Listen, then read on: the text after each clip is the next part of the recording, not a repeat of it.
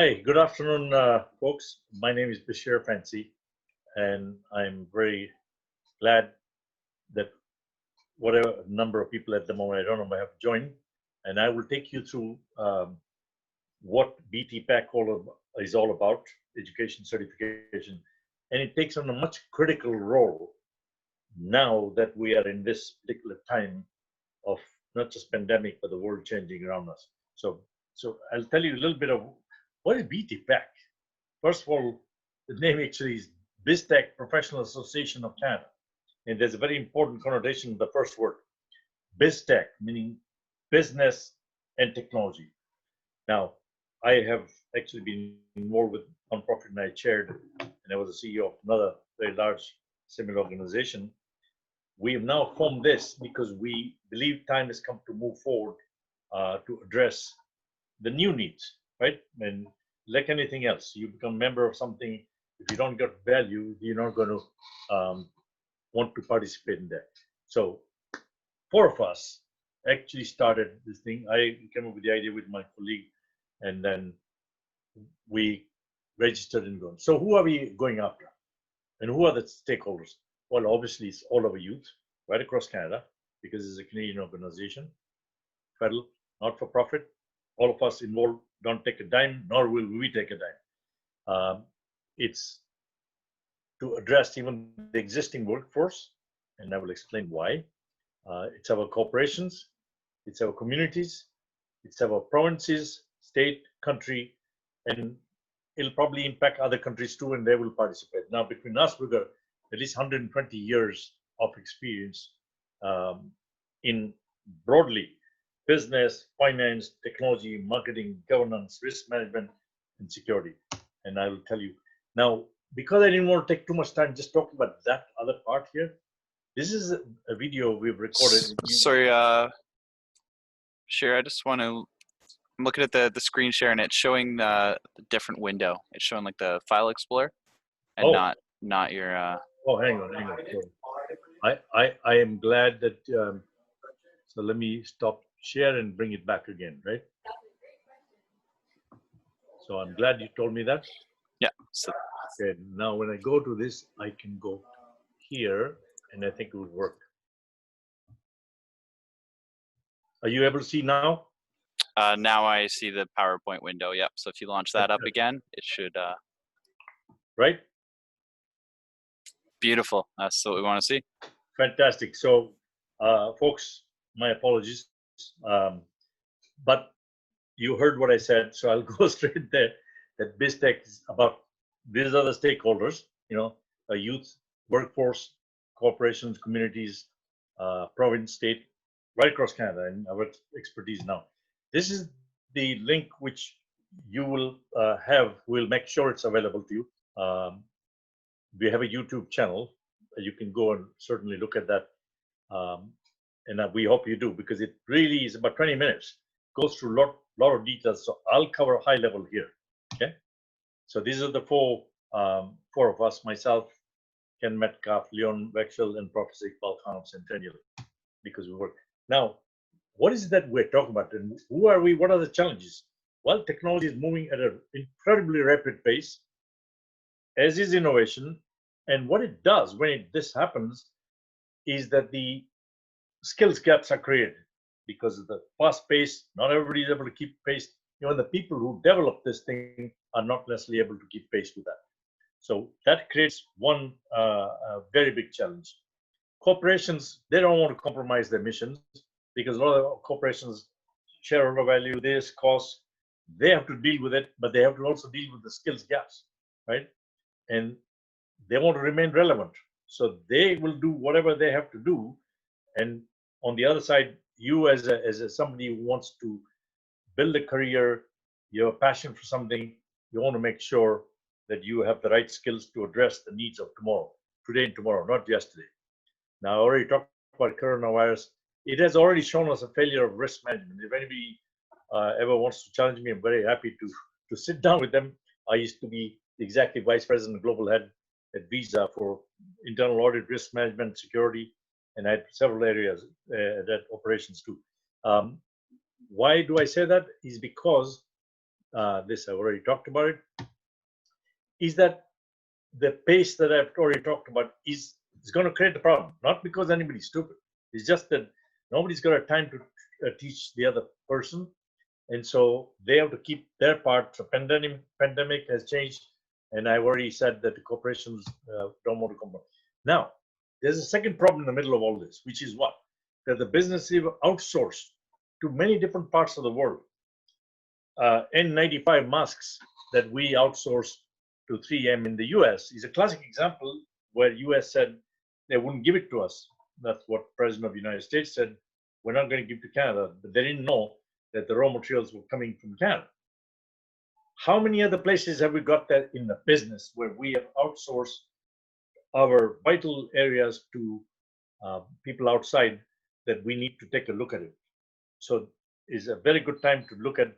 Secondly, if you look at the fact that a significant amount of people are out of job in US is now 40 million, and they're already saying 40% of that are not going to come back, even when the market returns, because job will change, people will work from home. It's been expedient to get things done, and when that happens, you create silos and you are too busy trying to keep your head above water, so you don't know the other changes that are happening. People in major companies don't even know what's happening in the next department. So is that a good thing? No. If we're going to go towards sustainable future, you want to make sure that you understand. You don't have to be expert in everything, but you need to understand. You can have your areas of expertise, but if you understand, if somebody was talking to me, I came from a CA background, finance. I got into technology, learned programming, not because I wanted to be a programmer. I became the compliance guy, I became the customer service guy, I became product management guy, marketing, internal audit, which is where I started my career with the Big Four. So what I'm saying is the more skills you learn right now, while you're in lockdown, all that, it's only going to help you. One of the things you need to understand in the big companies, and you'll get impacted by that if you're not careful, which is what? The culture of the organization, any organization, will suck in even the best of the guys into their processes. What you have to do is to make sure that you are the change guy, change management person, to make sure that you bring in your skills and produce results that people see that, and then you're able to do that. So that means keeping your skills up to date. Now, here, what I started the sentence is up to date available skills supported by agile rules and processes. How many times you go into a company and you find out when you ask somebody, why do you do this? And the answer is, well, we have always done it like this. And the answer is, I don't care. I ask why, not the fact that you do it like this. Is because when you go into a company, you are given the policies, the processes, the rule books, and you're told, this is what you do. So when the things change, the why changes, the why you did this changes, you continue to do the what because you never knew the why. So it becomes a hell of a problem and makes it very difficult for you to address the problem. We're seeing that in real time on cybersecurity, risk management, and business generally. That's why we were caught in this problem right now, because people used to work from home all the time. It's nothing new. Couple of days a week. So then what happened? Why were some of the people not ready for it? Is because perhaps the scale is bigger. We've had increase on cybersecurity attacks of 240% in the last 3 months. It's something to think about. Just park it in your head and say, how is that possible? Oh, we believe it's more than that.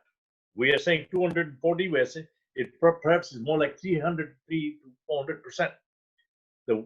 Now there's another problem, which is the workforce is aging and the knowledge transfer does not happen. If you go to a big company, they don't have time.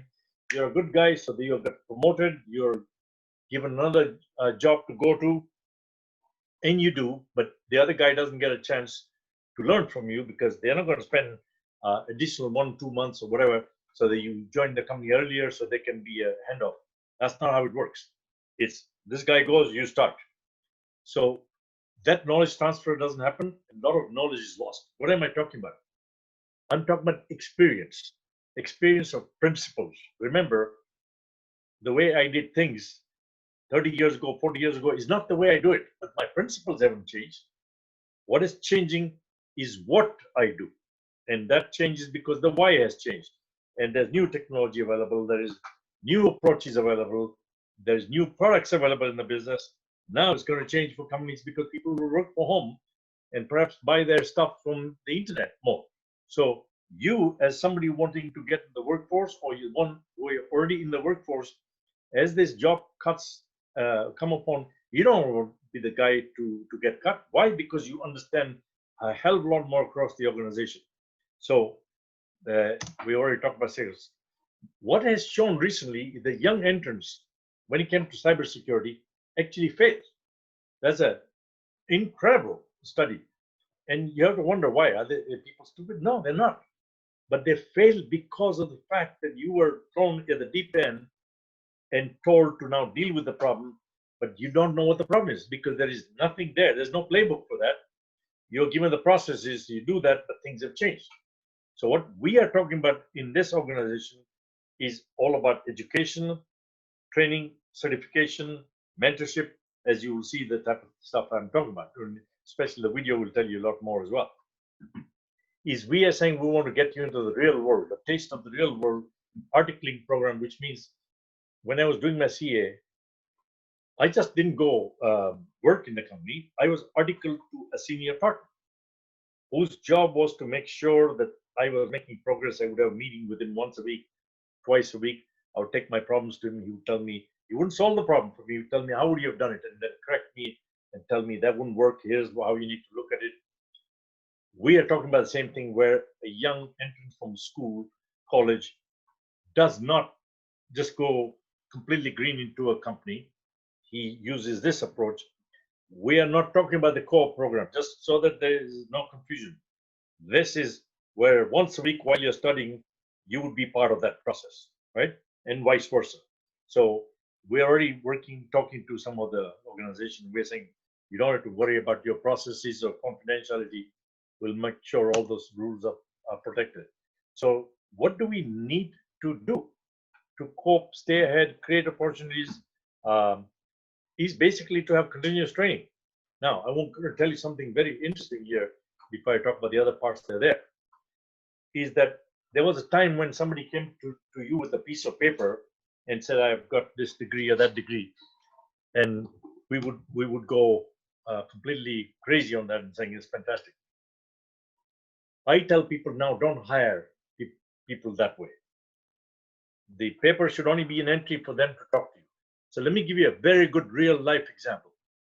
There were interviews being done for a particular job in this country, in this city, and they'd come down to a short list of 2 people.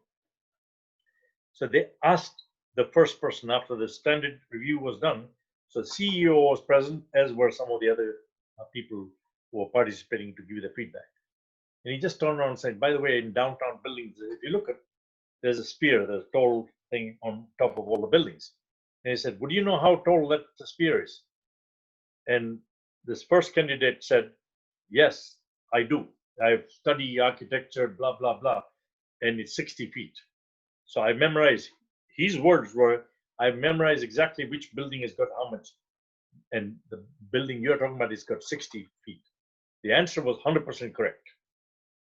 So they said to him, thank you, have a good day. We'll call you after we've done the last interview.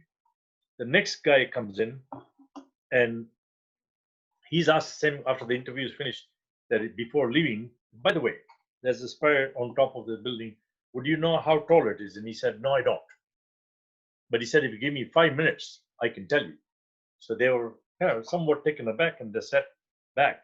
They said, what, he's going to take out his cell phone now and Google the answer. Because they were on the ground floor, all glass. They could see outside. He said, I'll just be back.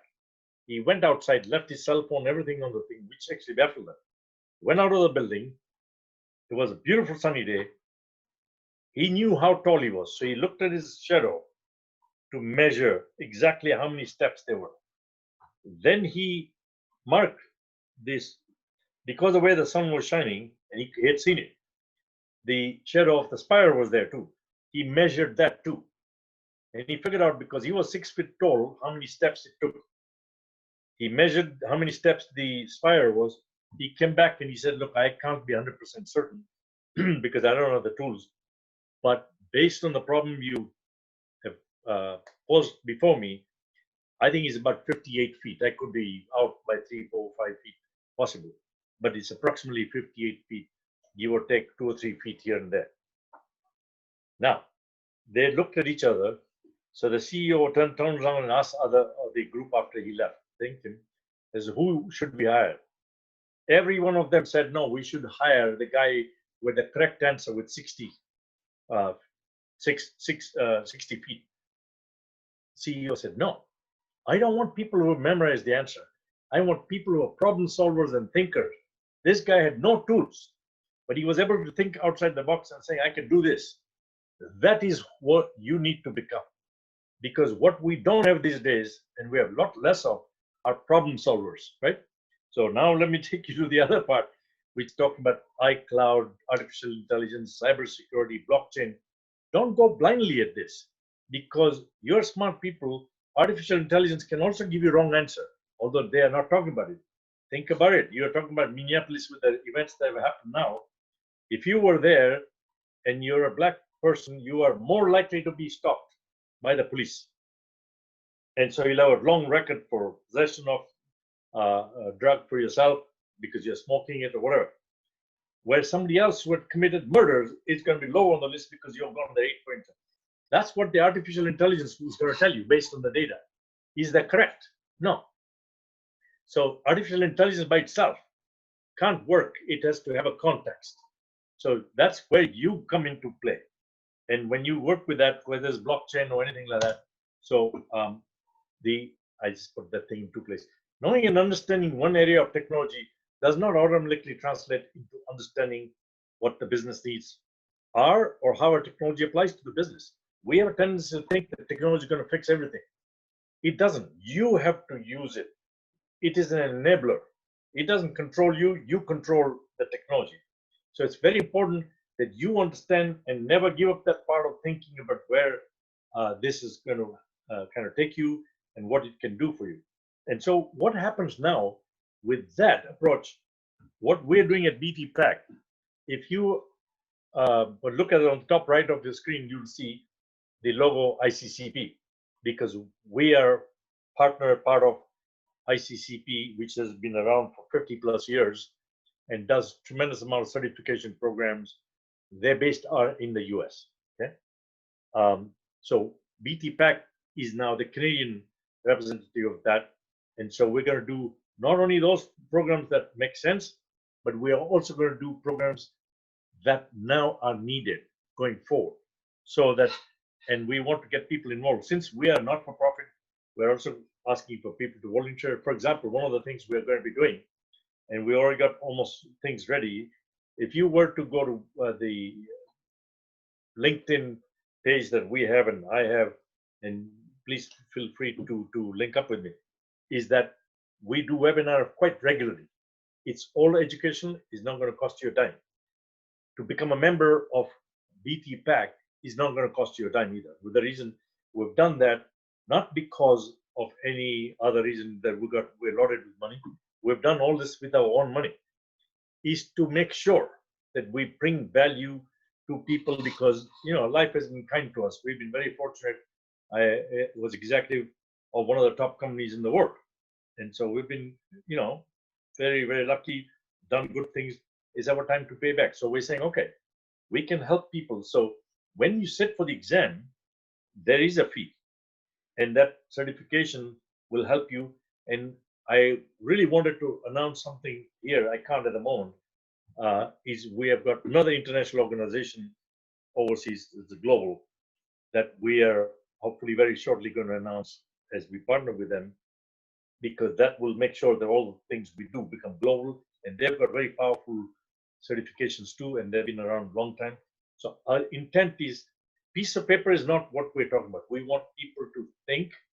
We want people to remain on top, which means continuous education, continuous certification.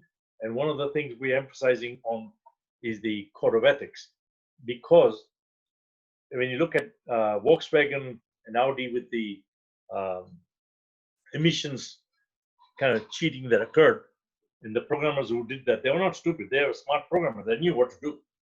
But what happened to their ethics? They obviously had a problem with the ethics and integrity, the fact that they wrote a program to cheat. So that you buy a car and you think you're not emitting any bad things there, but you are. And they got caught, unfortunately, for them, unfortunately for the rest of us. But what you wanted, so we want to make sure.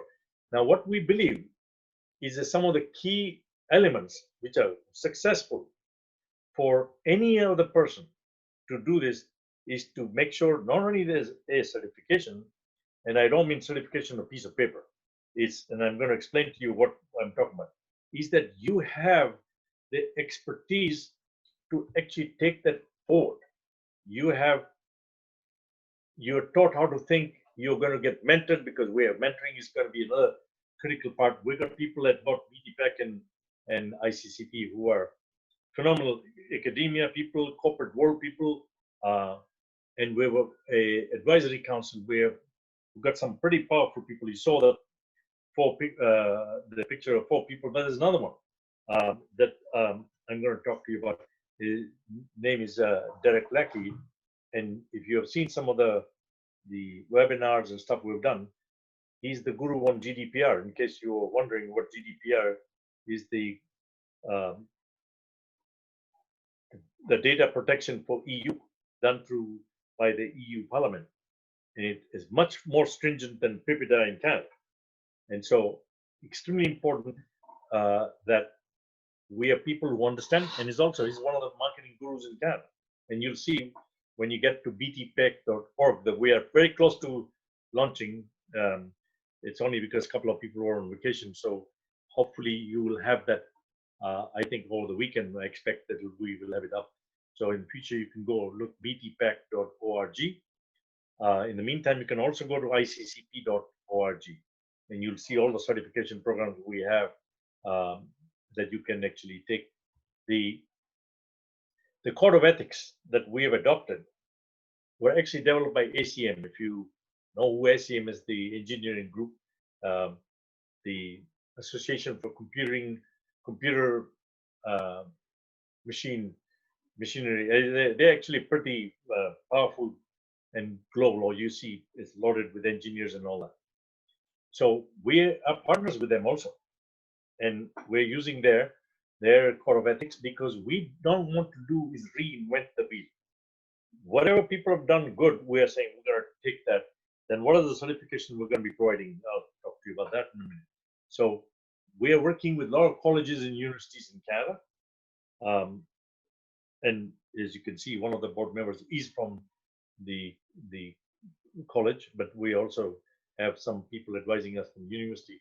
Now, our intent is to continue to seek input from universities, colleges, the corporations, what they need, government, to ensure that the current and future needs are addressed in both our evaluation and certification. Because if you really look right now, things have changed. Who would have predicted 6 months ago that this is where it was going?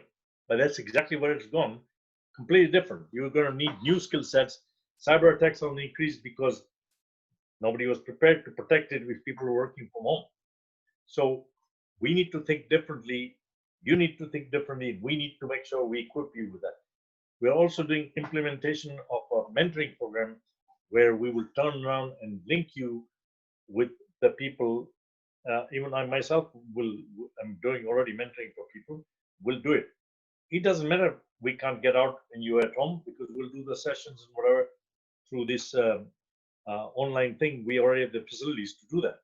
So the purpose was to actually help people think differently. Now, what are we going to do? We are doing webinars on regular basis so that we can turn around and make sure that we bring the best speakers. If you have participated in about 14 or 15 we've done in the last couple of months, you will see that we had people from Europe on Velocity IT. We had on GDPR, Castle. We have one about how you go about auditing in the new world. I have done one on risk management. The reason I said, and I talked about certification, is we know that certification exists for not only the ICCP, but other people where you've done some stuff what we believe, that just because you have this one certification or the other one is not good enough.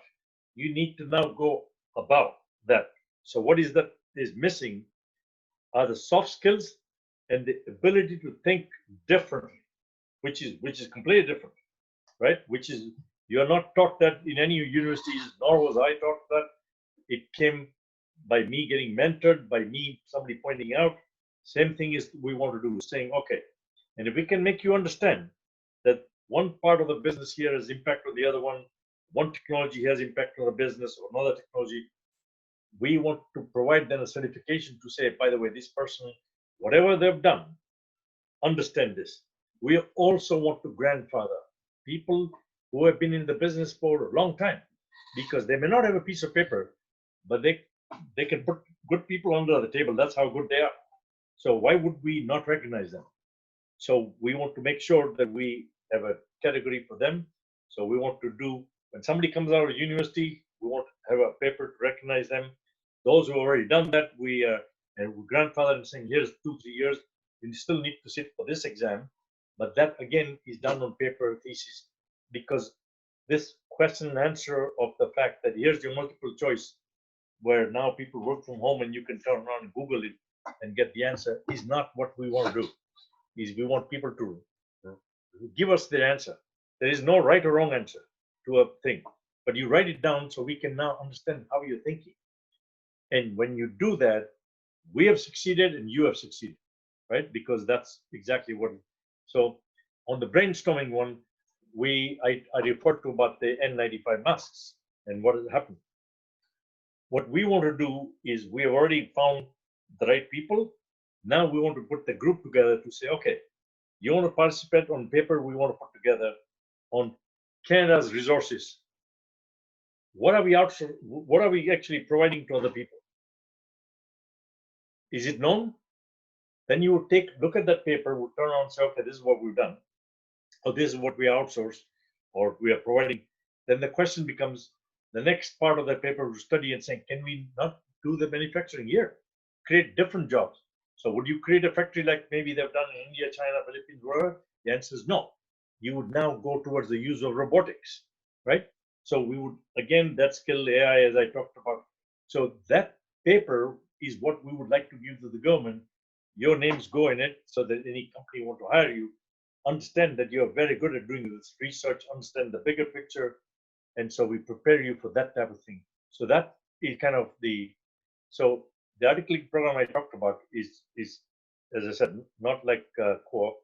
It would actually do different with a very interesting methodology. We have put a fairly thick document on mentoring and this type of kind of help from corporate world. So it involves the corporate world and colleges and universities, but very differently. Then it comes to bridging the skills gap, changing the culture. One of the biggest problems, if I was being honest with you, and that's the only way I know, is there is a hell of a challenge around corporate culture today. Yeah? Everybody knows what to do. Nobody knows why they are doing it, as I said. But the corporate culture is such that even a good guy who comes in with his degrees and whatever will get sucked into it. We need to change that. That means we need to work at many different levels. It can't always be about shareholder. Fine, somebody's invested money, you want to give them return. But the employees and people value has to be critical in this too. This is how we start to do that. As I said, we are partnering, we already partnered with some, and we'll try to partner right across.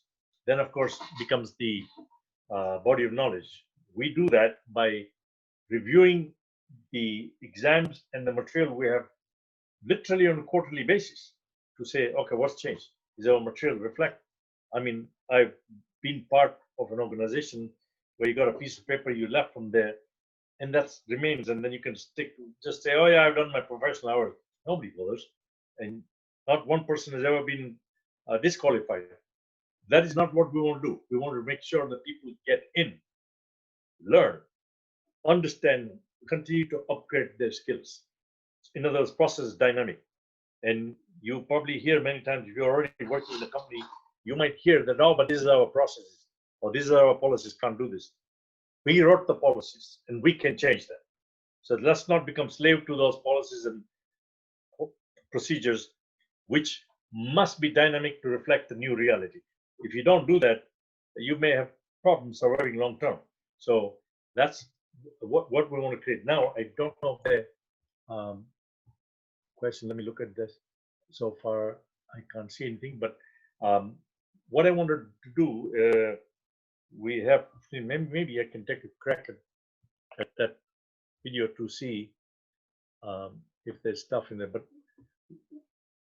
or I can even take,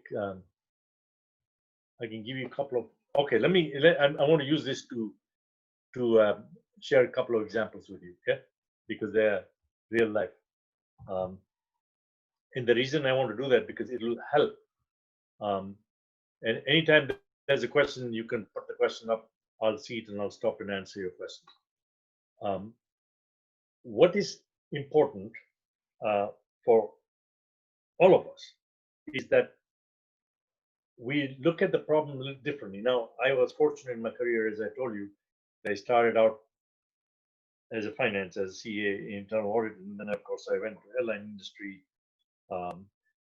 where before airline I took the projects to do with IATA, which is the body that covers. I took a project to do the retail business in UK, where they were going from the pricing is stuck to barcode reading. And so again, technology, because I knew that Ford would get committed if we didn't do this, but this was the project that they wanted.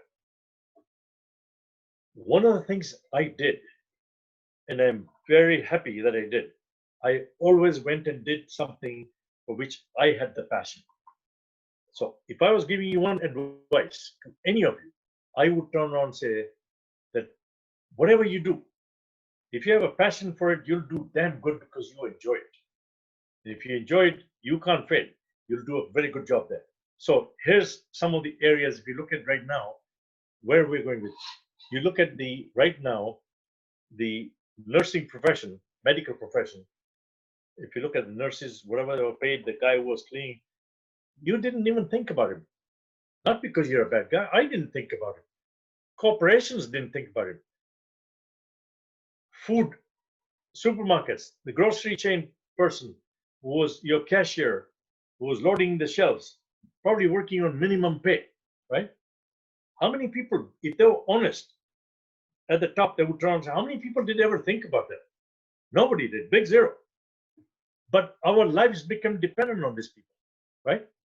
On the fact that supermarket people, when they give you the groceries, they are able to continue to supply the farmers, the truckers who are supplying part of the supply chain. If you start looking at all the people who pick up our garbage, they could get affected by COVID-19 problem as well. But they did. They continued working. And so we are now looking at it and saying, hang on, we have a different challenge here. Are we actually ready for this? So people who never actually, did I ever buy grocery online? No, never. Am I doing that? Yes, absolutely. This is the guy you're talking to who was always afraid, even as a global head at Visa, to put his credit card online. He's actually buying, because you see what has happened is things have become more secure. I've taken all the precautions from my side to protect myself. And I'm saying, okay, I can order, they can deliver, or I can go pick it up. So in other words, the way we're doing things is changing. Am I missing all the other stuff I was doing? Some parts of it, yeah, you miss about not being out and meeting friends and all that. But there are a lot of things that we're not doing that I'm not necessarily missing. So what it comes down to is that, are you ready to change? And you better be flexible and adaptable. What we are talking about at BTPAC is doing that. We don't want to reinvent anything other guys have done. You can get taught the technology. As I said, knowledge is something you don't memorize. You use it to expand your thinking. But a lot of people are taking knowledge to memorize, and I'm saying, no, you need to change your thinking. Just like the example I gave you about the Spire earlier is about somebody thinking on their feet. If you start to do due diligence, is because now it comes to soft skills. Let me give you another example of a problem I'm talking about. Is that if you're in cybersecurity, right? Did I lose my screen? Yeah, it's okay because I'm talking to it. Hopefully you can still see me, and I'm so in cybersecurity, right? Um, when you look at the challenges that are happening today, a lot of people, this is a classic one at the bank when I used to run the operations, right? And it was one of the largest bank in the world. There was a bulletin we used to send out, which was called negative file bulletin. And it was, if you look at it, your credit card number is not on it, right? Then it's good. So they would accept it. I looked at it and I realized that our best guess is that, okay, this question coming here. What is your advice to, hang on, what is your advice to visit anti-money laundering? Okay, what is your advice to artificial intelligence engineers in terms of certification? Very good, excellent question. So I'll park it for only a second so I can finish this particular story. Is that every single time my guys in security would turn and say, no, you can't do that. You can't stop it. And I go, what is the biggest danger? Well, there was potential of loss of X number of $1,000s. We had done our best guess. I nearly had my head ripped off at the corner suite, because they were going, the marketing, the other guys were going to my boss and saying he's trying to do this. Well, let me tell you what happened. When the year end came, we took on a $75,000 worth of fraud for people who were doing this. Remember, this is a smaller amount transactions, but we saved $2.5 million in not printing the silly things and sending them out. That was a risk-based decision I made, but the guys in security were telling me, no, you can't do this, we'll take a fraud.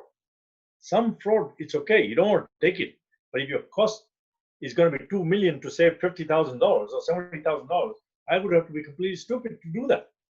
That is the thinking I'm talking about. Now, to the question of artificial intelligence and AML that was just posed to me.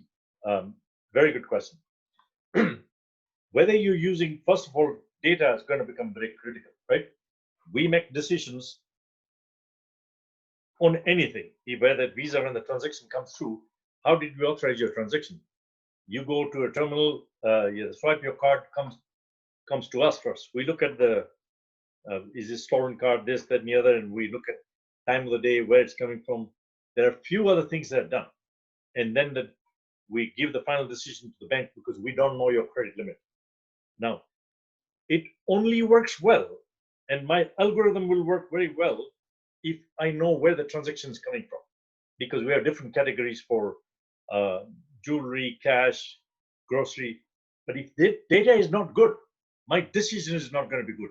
So when we are talking about AI, anti-money laundering, any of those things, AML or machine learning rather, data is going to be key. And I can tell you two things. One, that almost 60 to 70% of the data in the corporate world is duplicate, is actually duplicate. If you don't have to take it from me, go look at it. I didn't do this study. The company that did the study globally did a fantastic job. One, if you start thinking about when you put your first thoughts on paper and you say, okay, there's a draft, you send it to me, I might give you a comment, you'll make it draft 2, draft 3, updated by Bashir, updated by this one. Suddenly you got 20 documents, then you get a final updated and final with the date. You got all those documents are still sitting in the company. You go to a consulting company, you go to a bank, you go to any other organization. Yet there is always run to buy additional disk space, right? So why are you doing this? Because you don't want to clean up. Now, if the data is no good, so like I said at Visa, when we make a decision, if I think there's a cash being withdrawn from an ATM or you're buying jewelry, I'm going to kick in a different algorithm to stop that. But if I don't know that and it's coming as grocery, I'll make a very different decision. So one big problem, if you're going to go into artificial intelligence, absolutely do it. But go with the mindset saying, I need to now make sure that I get the data clean, and that we would certainly be doing those things with you in this, because we have a certification that does with the data kind of, not just data mining. There are few certifications around data, but we want to hike it to the higher level, saying, by the way, take a look at those things. And as I said, one of the things we want to do is to get people into the mindset, go with a blank piece of paper. If you right now go to a lot of companies or even vendors they won't sell, they come to you with 50 and 100-page PowerPoint. I don't care. I want you to understand my pain points, as you are the person on the other side. You want to make sure that you understand the pain points of the other people, or the other people understand your pain points. The minute they do that, you will get a solution that's tailored to your needs. So if you now put yourself in a corporate world, that is not what has been happening. They have this vendors, and vendors tell them you need this. And secondly, the people on the other side are the very same people. When you want to find a problem, you put a new guy on it because he doesn't know, which means he starts to ask questions. But you have to prepare him with this type of discipline I'm talking about. You will get to the bottom. I always found problems when nobody else did. So why did I do it? Am I super genius? I did it because I looked at things that didn't belong. I looked at things, I never went with the preconceived ideas. So we want to make sure that people are not into the Googling answers, right? That if somebody tells you, you do reasonably check, does it make sense? So AI is going to play an important role, make no mistake, and it's good that you're doing it. But add this to that, right? To say, okay, I can't go blindly, I need to make sure the data itself is actually accurate. It is actually reflecting the quality of the data, because that we have had a problem. Because machine learning, if you go back, neural networks had to rely on this, and it took a long time. Now we got far more firepower in the technology to do the same algorithms hell of a lot faster, better. Why? Because we also got a lot more data, right? We got data, and that is the one thing that we were talking about that Dr. Enkowokin covered, is that there's so much data out there that you have to be careful that we keep taking data, but the data doesn't belong to the company, by the way. It belongs to the individual, you, me, whoever. And you haven't given them permission, just like what Facebook is doing. This all requires education, and what we are intending to do with our certification training and the body of knowledge. And you can play a role in both, as a contributor, as learning, getting certification, volunteering, because those hours and the projects you do hopefully will get you to open the mind. Because otherwise there's all sorts of certification people available. Why us? Why did I turn on and say, okay, I was leading the other organization, I think there's desperate need for this, because I think the business and technology has to come together. There's a very fine line now where you're seeing marketing people and other guys going down this path. So hopefully that answers that question. Is there any other question? Let me see. You can become a member for free, right? You can send an email to join, JOIN, at BTPAC, Bravo Tango Peter Apple Charlie, which is BIZTECH Professionals Association of Canada, which, as I said, is part of ICCP out of US, which has been around for a long time. And if you go ICCP.org, you will see all the certification programs. Now, we will have the website btpac.org up very shortly here, and we would love to work with you. I mean, I'm trying to keep the high level, but the video that I've talked to you about, which I put up right in the slide up front, please do look at it, because it will tell you all the stuff, and then you can hang this type of thing behind your stuff and be really proud. And I'll tell you, as I come to that part of thing, there was a pin that I wear, and a lot of people ask me, said, you left Air Canada a long time ago. How come you wearing this? And I said, by the way, this is not an Air Canada pin. It's an Employee of the Year pin. And the reason I wear that is because with pride that I achieved all sorts of stuff. So it gives you a lot of pride when you do something satisfactory, because you enjoy it and you are having an impact. And I can tell you, each of you can have an impact, because I have been doing a lot of work with the colleges and universities, and some of the people I've come across, really bright, smart guys, right? Now you need to get that other help. We are here to do that. I didn't get to where I did by myself, nor did any of the CEOs. Anybody can want to pretend whatever they want to do good for them. The truth is we had very good mentors along the way who helped. That's why we've started this. We didn't do this for any other reason other than to pay back to the community. So I hope I have answered. I don't know, George, if there are any other questions, or is there time, or I'm sure George is there. He's on mute, but all good. Okay, fantastic. Okay, so I'm around, and as there's a facility for you to ask questions or come through LinkedIn, we will be very, very happy to share with you, work with you, help you in any way. And as I said, remember, there's no cost to you to become a member, only cost to do the exam. We're hoping we can convince the government and other people to even contribute, given what is happening, because they want to now produce different skill sets, which is what we need, problem solvers. So I want to thank each and every one of you who took time to attend, listen to this, and stay in touch. As I said, you can connect with me in LinkedIn. We have a website, and I'll be very happy to help work with you, whoever. And thank you very much. Thank you, siberX, and all those people who participated. And I think it was Supri who asked the question. Thank you for your question as well. All the very best, and you guys have fantastic balance of the thing. Good luck. You might win the car. Thank you, and all the very best to you guys.